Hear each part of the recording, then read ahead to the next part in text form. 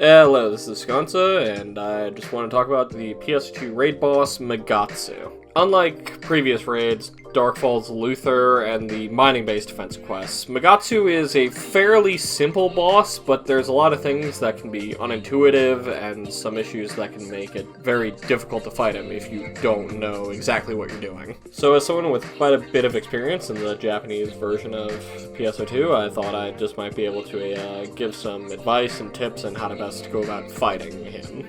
And with that said, let's just start here with the basics. So the main objective of the quest is to take down Magatsu before he breaks through all three gates blocking his path to the shrine in the Daybreak province. The quest will fail if you either fail to kill him within a 30-minute time limit, or he breaks through the final gate on his path. The time limit is almost never an issue, however, people inexperienced at fighting him may find themselves up against that final gate very frequently.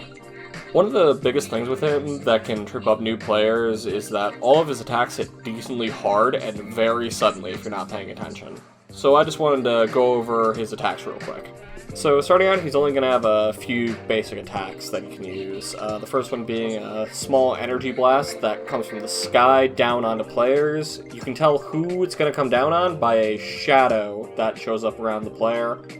It'll stop following them at a certain point, so if that player just keeps moving, they won't get hit by it, and just make sure to not walk into where they were standing. So the next attack that he does is something that he's just doing throughout the entire fight, which is firing small skull projectiles at different players. These projectiles won't hit you if you're right up against him, and they're very easy to avoid unless you're standing still, so unless you're just standing still quite a ways away from him, which nobody should be doing after a certain point, you probably won't get hit by them. So his next attack is just a very large roar that covers the entire area around the upper half of his body with a hitbox that will also blow you back if you get hit by it. He can also fire out a sweeping laser at pretty much anyone in front of him or to his sides. This laser causes an explosion very shortly after it touches the ground, so it can be common to be hit by both the laser and the explosion, which together deal a very large amount of damage. It should also be noted that anyone standing on any platforms that show up on Magatsu himself can be hit by the startup of this attack. Another thing he can do is to use his arms to sweep across the roofs of buildings if anybody is standing on them. Once he has a chunk taken out of his HP, he'll get a new attack where he'll lean to one side and then fire a large upward blast out of his head. This does very heavy damage to everyone either at or above his head level. Lastly, once he gets to low HP, he will begin to float high up into the air, and then he'll start firing a very large number of lasers all over the area. After firing these lasers for a bit, he will eventually clap his hands together, which instantly sends out a massive energy blast that does a ton of damage to everyone who didn't either block, dodge, or get behind cover. During this attack, he's actually extremely vulnerable, because if you're right up on him, none of his lasers can hit you. Only the big clap at the end can, and that's fairly predictable with both visual and audio cues. And so those are all of his normal attacks that he does throughout this fight. However, he does have a few different attacks that only show up at specific points in the fight called quick trials. These trials are basically like mini emergency codes where the objective is to not get hit by the next attack that he does. Clearing these trials get you points, and once you accumulate enough points, it will get you a blessing from Sukunahime, which will give you various buffs such as a jump height increase, increased HP, or increased PP recovery. As for the attacks in the quick trials, the first one you can do is called the beam attack, which is just a larger version of that energy blast that I talked about earlier. Next one is called Heat Ray Volleys, which is just, once again, a larger version of the laser that he fires. He now just fires a lot of them all at once. And lastly, there is the Massive Energy Wave, which is just a standalone version of that clap he does at the end of his floating attack. This one also does a ton of damage, but it has the same audio and visual cues, so it's very easy to avoid once you know what you're looking for. And there is one last quick trial that isn't actually avoiding one of his attacks. It's called Restrain Magatsu Before Time Runs Out, and how that trial goes is a bunch of turrets that look like crossbows spawn along the sides, and then you can fire them at his faces. And once those faces get hit by enough shots from those turrets, he'll fall over and be very open to attack. He also has two special quick trials that only happen when he is attempting to break through a gate.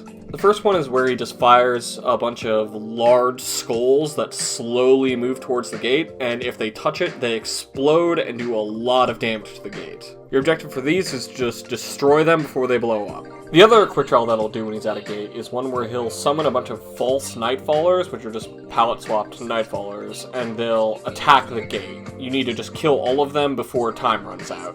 Failing these quick trials can cause him to break through the gate much easier, so if he's not very close to being killed, it could be worth it to go out of your way and make sure that you clear them. And that's it for all of his different attacks. Now, for fighting back against Magatsu, there are two main strategies that are used to fight him, one of which you'll find used much more in public groups, and one of which you'll find used much more in private groups.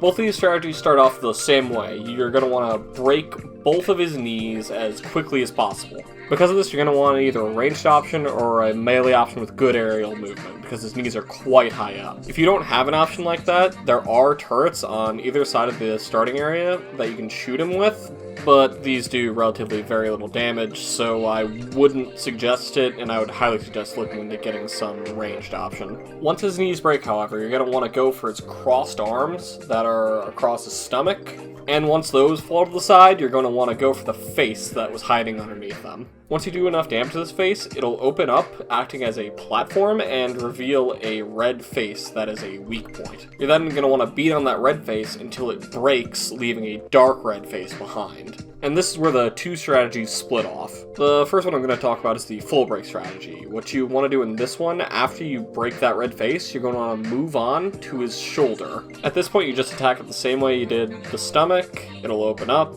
and you go and break the red face that was underneath that. You're then going to want to move over to the next shoulder and do the exact same thing. Then after that shoulder breaks, you're going to want to move up to his head where he has a bunch of faces all together. You're going to want to go after the middle face and do the same thing you did to the previous three, break it open, and then break the red face inside of it. And after his head breaks, you're just going to want to go down back to his stomach and pound on the dark red face that's there until he's just dead. And that's it for the full break strategy. The main advantage of this full break method is that every time you break one of his bright red faces that was a weak point, he gets stunned, which gives you a lot of extra time before he reaches the gates, which can be very good if you have a slower group. However, even though it's very counterintuitive, it is actually the slower way to kill him. And this is for a couple reasons. The biggest of these reasons is the fact that the black faces, the unbroken ones, don't actually count towards Magatsu's main health pool. So while you do get more red weak point faces if you do it this way, you are doing no damage at all while you're attacking the unbroken faces. And that brings me to the second method, the belly rush method. In this one, you don't move on to the shoulder once you break the stomach. Once you break it, you just keep pounding on that dark red face that appears until Magatsu dies. This works because while that dark red face really looks like something that should resist damage, it doesn't. You just do normal damage to it. So instead of wasting time breaking faces that don't actually contribute to doing damage to the boss, you instead just constantly do damage to him. Although while this strategy is quite a bit faster than the full break method, it's very unintuitive, so it's very rare to see this done in public groups. So while this method is ideal to go for whenever you're able to, don't expect to be able to pull it off all the time in public groups. And now just a couple last things that I wanted to note. First off, Magatsu does have a hidden resistance to ice, so any forces wanting to use any sort of ice techs on it, it sadly won't work out too well. And also, he does have a head that can be headshot. It is the very tippy top. He has a very small head there that can be headshot, but it has a resistance to range that makes it generally not worth it to do. And with that, that's pretty much everything I got on Magatsu. So with that, I'll leave you guys with probably the best kill of Magatsu I have ever done.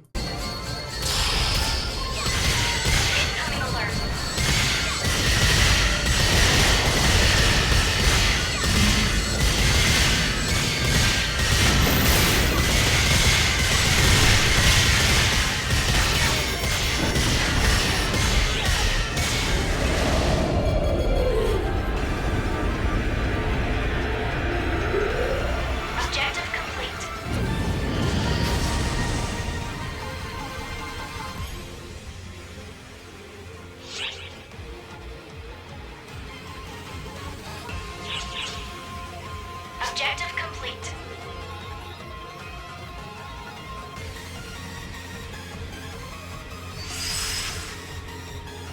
Completed!